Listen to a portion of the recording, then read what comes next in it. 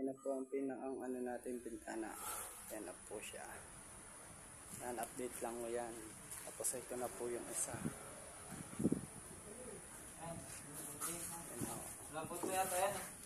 Ito ang update natin din sa ating second floor.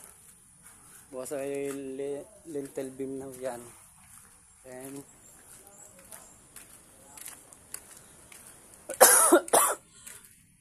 excuse po. Jaren, pada mo na. Ayan po ang ating harap dito sa medyo naulan no eh. Kaya ano lang. Ito. Yan, kita nyo naman po talagang maulan. Woo! Yan, pinalilinis na. Yan na po siya. Yan po ang si Jerwin na talagang masipag lang maglinis. Hindi po, update ko lang po yan. Kaya thank you, bye bye.